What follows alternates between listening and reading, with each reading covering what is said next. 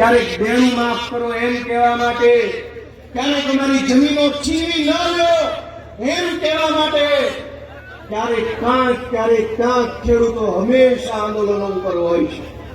ગુજરાતમાં ક્યારેય એવું સાંભળ્યું કે આખા ગુજરાતના બુટલેગરો હડતાલ ઉપર ઉતર્યા અને સરકારની સામે માંગણી મૂકી કે દારૂનો ભાવ નથી આવતો? 5 રાજમાં બુટલેગરોને લીલા લહેર છે, મજા છે, ગંગા છે.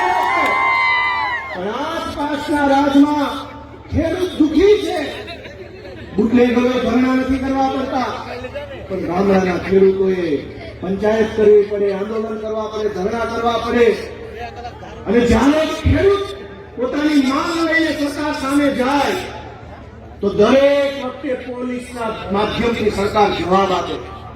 હું તમને એક વિનંતી તમારા દીકરા તરીકે કરું છું કે જ્યારે ખેડૂત કરજો હટાવો એમ કે તો લાઠીચાર્જ થાય.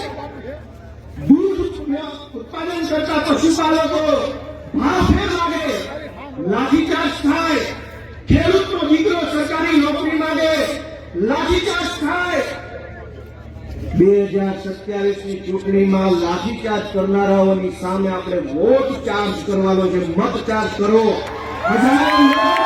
મતદાન કરો કે આ પડદા બાજુની પાર્ટી જે ભૂલી જાય, જિંદગીમાં ક્યારેય ખેડૂતોની સામે ઊંચી હાથ કરીને જોઈ ન શકે. દોસ્તો, અત્યારે માવઠું થયું છે, કમોસમી વરસાદ એટલી હદે આવ્યો. ગાંધીનગરથી જાહેરાત તો થઈ કે સર્વે કરશું, વળતર આપશું. પણ જે માણસને ભાગવું, ખેતર વાવવા રાખ્યું છે એનું શું? વળતર કદાચ મળે તો ખેડૂતને મળે.